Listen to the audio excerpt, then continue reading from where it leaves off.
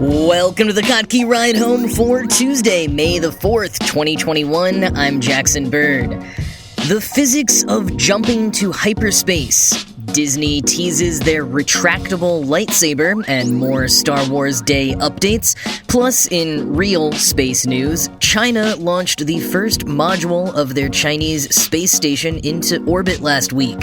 Here are some of the cool things from the news today.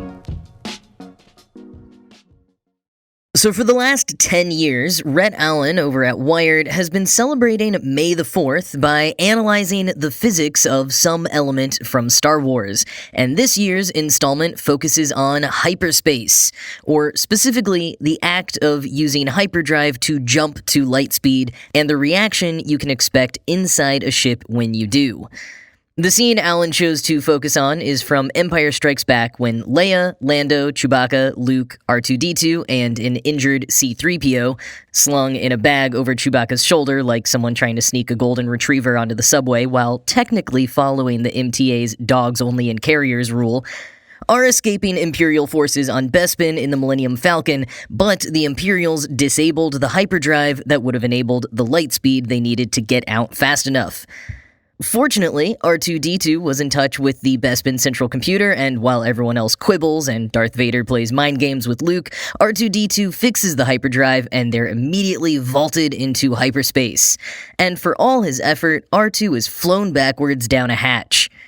That fall, as well as the reactions from the others, is key to analyzing the physics of this scene and jumping to hyperspace in general. Quoting Wired, "When the starship makes the jump to hyperspace, it's as though R2 was on a turbocharged bus when the driver hits the gas and he's not seatbelted in. If we take the inside of the bus as the reference frame, then we will need to add a fake force to account for the acceleration. I mean, it's not necessarily a fake force. According to Einstein's equivalence principle, there's no difference between an accelerating reference frame and a gravitational force.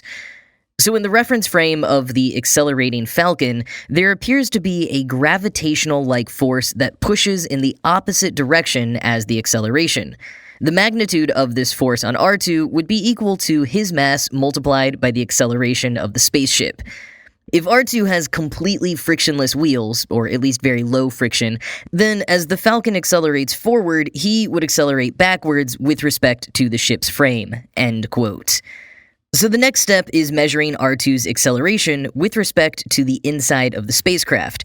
So here Allen uses the known height of R2-D2 and the size of the Falcon, along with the frame rate of the film, to get a plot of position versus time. He calculates that R2 is moving back with an acceleration of around 4.78 meters per second squared. Quoting again, "That means that the Falcon should be accelerating in the forward direction with the same value, but of course it's not. There's no way it could make the jump to hyperspace with such a small acceleration. Obviously, there's some type of inertial dampeners that compensate for the motion of the spacecraft. Otherwise, every jump to hyperspace would kill everyone inside as they all got flung to the back of the vehicle." And yes, I borrowed the inertial dampeners term from Star Trek. I don't think they ever actually mentioned them in Star Wars. End quote. So Allen suggests another way to look at the acceleration inside the Millennium Falcon, not with R2's response, but with Luke and Leia's in the cockpit.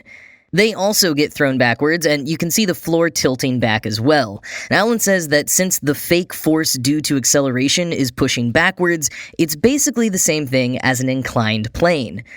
So, he calculates the effective tilt angle of the Falcon as it jumps to hyperspace. Quoting again, "There are actually two fake forces inside the ship. First is the backwards pushing force that's parallel to the ground. This is due to the forward acceleration of the starship. The second fake force is the one that pushes down towards the floor of the Falcon. I guess this is due to some type of artificial gravity that is beyond my understanding, but very useful when filming a movie that takes place in space. These two forces can be combined into a single net fake force that is angled downwards and backwards. The angle this net force makes with respect to the floor is very similar to the components of a real gravitational force down an inclined plane. In fact, if you were R2-D2, it would seem just like the spaceship is stationary and tilted up at an angle. I'm going to assume that the floor-pointing artificial gravity, F1, is just like on Earth, with a magnitude of mass of the object, R2-D2, multiplied by the gravitational field of G equals 9.8 meters per second squared. The horizontal force, F2, will be the mass of R2 multiplied by the acceleration of the Millennium Falcon. From these two forces, both of which I know, I can calculate the effective tilt angle. With my value of the Falcon acceleration, I get an incline of 26 degrees. End quote. Now, Allen says that based on his measurements, the floor leans back 6 degrees in the cockpit, which doesn't match the acceleration of R2-D2. And if we're going to get real-world physics, that's just fine because the two were completely different shots. For R2, they probably tilted the floor in the studio and just let the droid fall backwards. For Luke and Leia in the cockpit, Allen guesses they tilted it a bit in the studio, but not as drastic as his 26-degree calculation, so they sped up the film and used the magic of acting to make it look more dramatic. And what can you do with all of this information? Probably nothing, but hey, it was kind of fun to consider, and unless you're a scientist, I bet you haven't thought about the Earth's gravitational acceleration constant in years, so you're welcome. Happy Star Wars Day.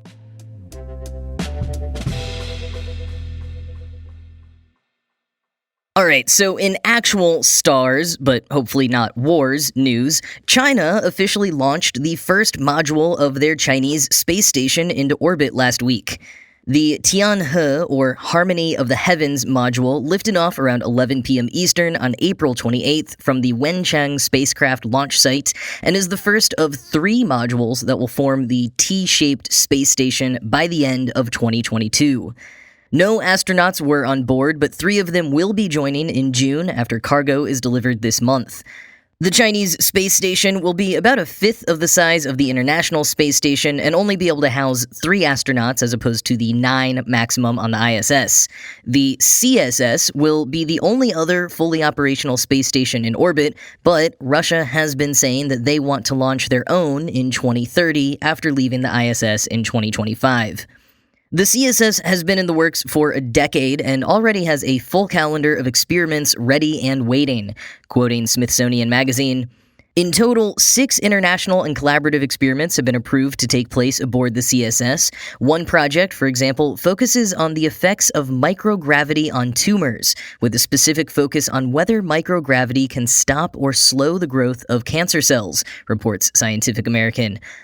Others will observe phase changes of liquids and gases in microgravity to improve cooling technology in space or even in laptops here on Earth.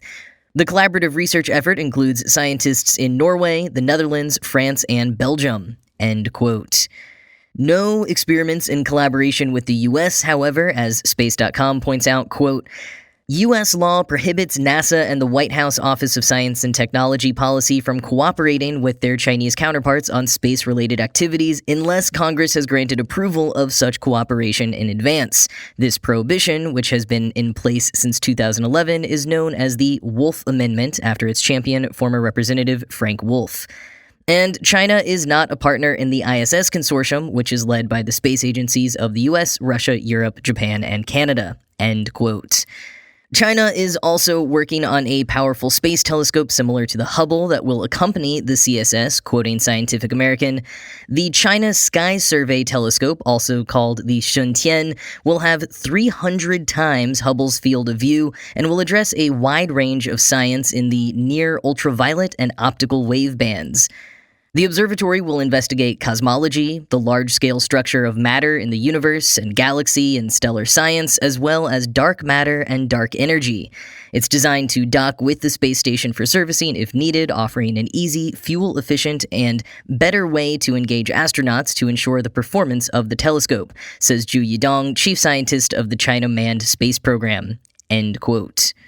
It'll be cool to watch the development of another space station, especially with a potential 3rd one on the way by the end of the decade. I do wonder a bit about these growing tensions and the reluctance of various national space agencies to work together. As Tricia LaRose, a medicine researcher at the University of Oslo, who is leading the experiment on microgravity and tumors, put it, quote, "Cancer knows no boundaries, and looking for better cancer treatment benefits everyone in every country on Earth. When are we going to stop looking at our differences and start focusing on our similarities?" End quote.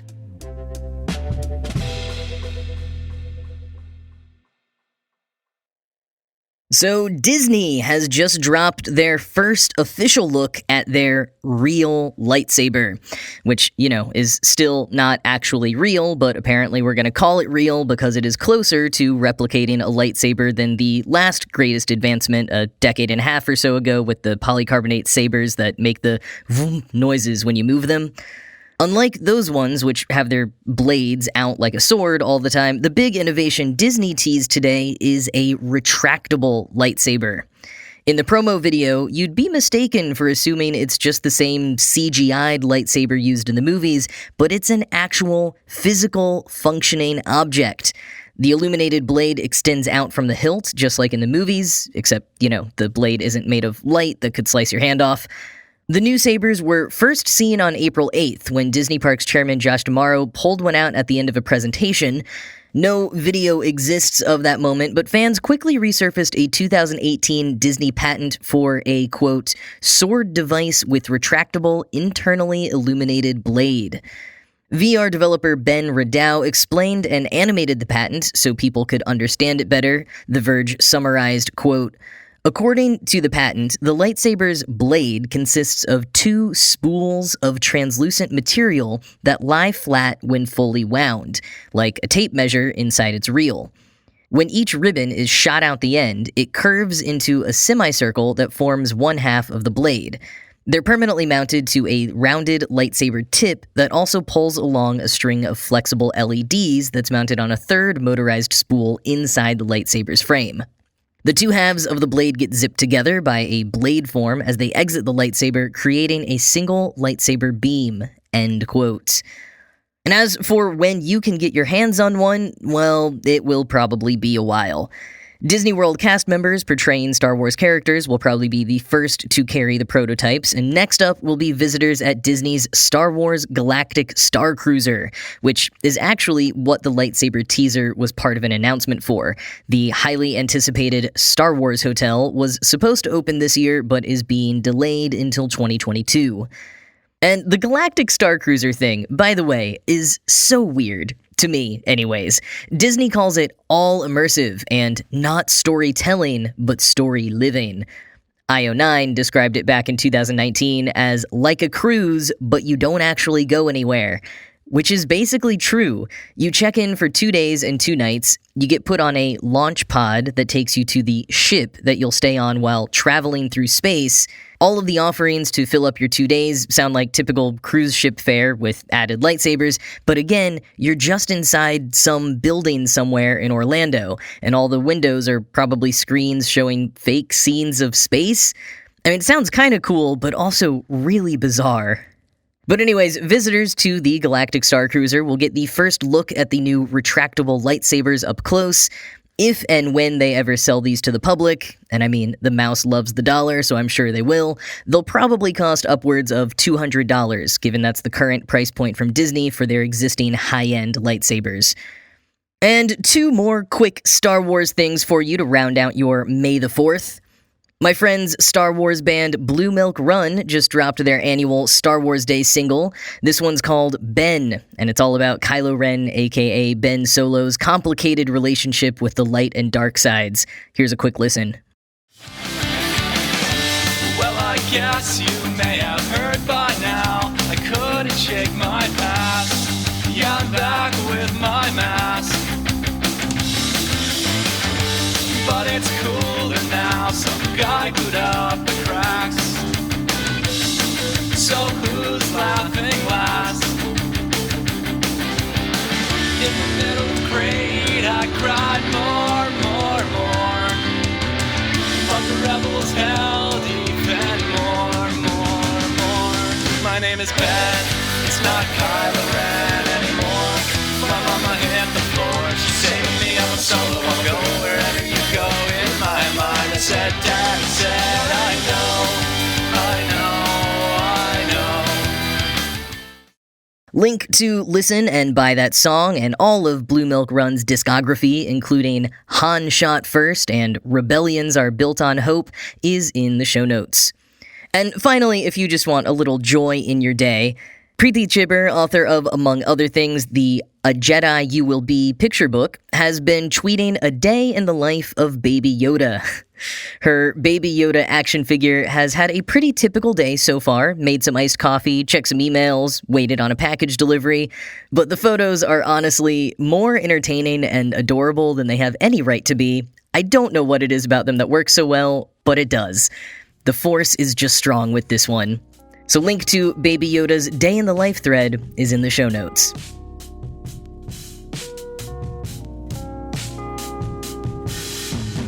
So Alan Moore, the writer of Watchmen, V for Vendetta, The League of Extraordinary Gentlemen, and much more, and who officially retired from writing comic books 2 years ago, has just announced a massive book deal with UK publisher Bloomsbury. He will be releasing a short story collection called Illuminations in the fall of next year, and a 5-book fantasy series. It's called Long London, and quoting The Guardian, the series will move from the shell-shocked and unraveled London of 1949 to a version of London just beyond our knowledge, encompassing murder, magic, and madness. Bloomsbury said it promises to be epic and unforgettable, a tour de force of magic and history, end quote. His last novel, Jerusalem, was a honking 1,000 pages, so this quintet will probably be pretty hefty as well. If you're an Alan Moore fan, this is excellent news. Who wants to put bets on which epic fantasy series will get finished first? This yet-to-be-published work from Moore, or George R.R. Martin's A Song of Ice and Fire? Pretty safe bet on Moore, probably. But that is it for today. As always, this show was produced by Ride Home Media and Kottke.org. I am Jackson Bird, and I'll talk to you again tomorrow.